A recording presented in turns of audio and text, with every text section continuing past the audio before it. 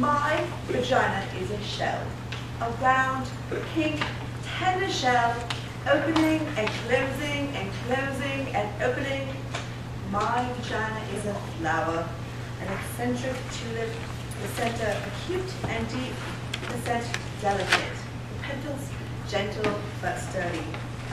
I did not always know this. I learned this in the Vagina Workshop.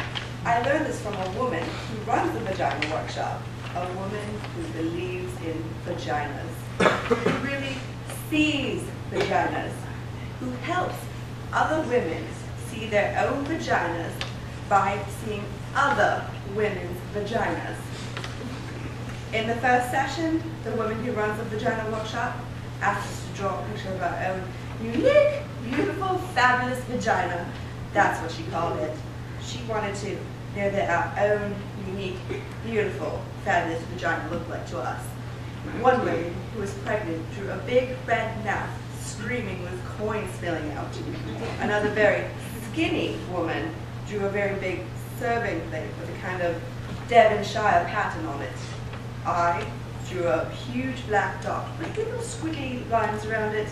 The black dot was to equal black hole in space, and the squiggly lines were meant to be people, or things, or just your basic atoms that got lost there.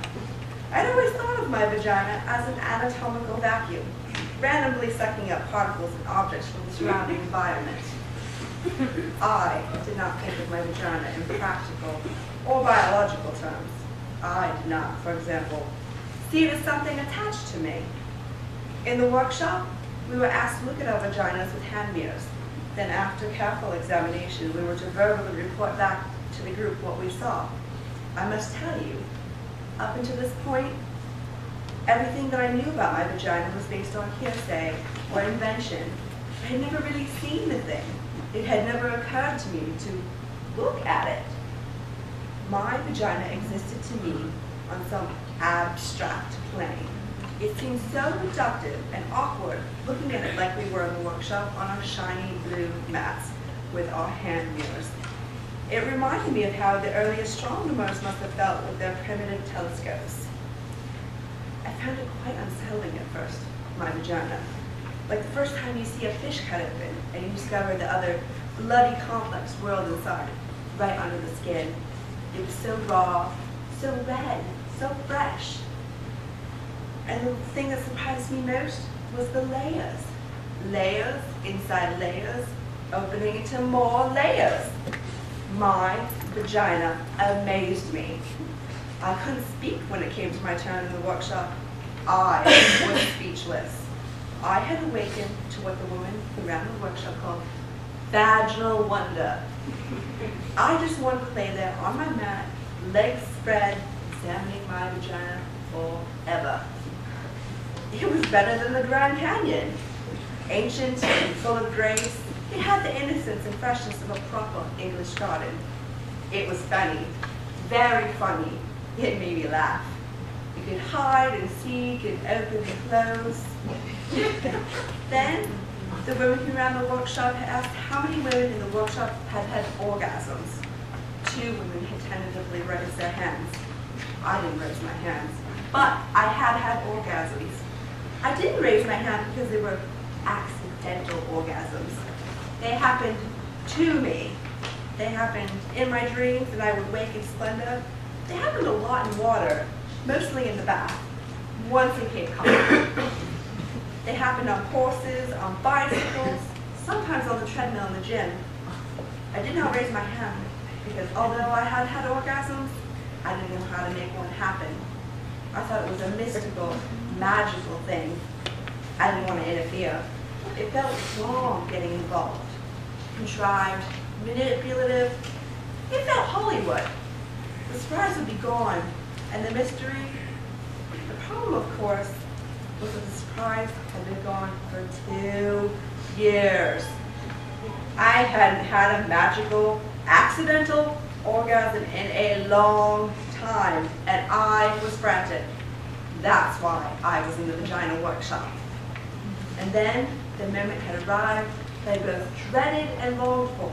The woman who ran the workshop asked us to take out our hand mirrors again and see if we could locate our clitoris. We were there, the group of us, on our backs, on our mats, searching for our spots, our locus, our reason, and I don't know why, but I started crying. Maybe it was sheer embarrassment. Maybe it was knowing that I had to give up the fantasy, the enormous life-consuming fantasy that someone or something was going to do this for me.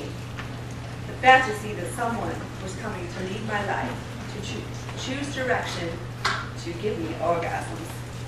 I could feel the panic coming, the simultaneous terror and realization that I had avoided finding my clitoris, had rationalized it as a mainstreaming consumerist because I was in fact terrified that I did not have a clitoris.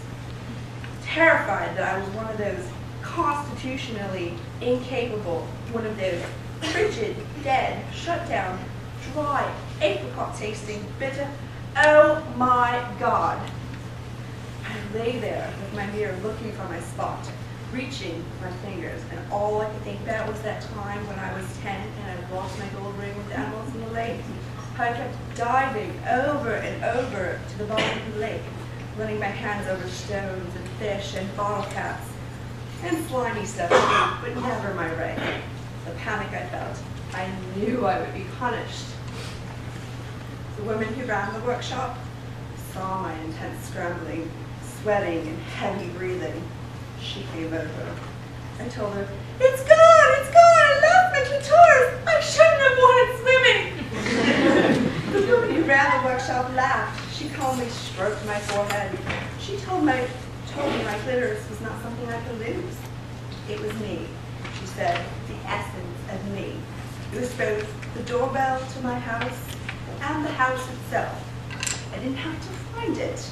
I had to be it. Be it. Be my clitoris. Be my clitoris. I lay back and closed my eyes. I put the mirror down. I watched myself floating above myself. I watched as I slowly began to approach myself and re-enter. I felt like an astronaut re-entering the surface of the earth. It was very quiet re-entry, quiet and gentle. I bounced and landed and bounced.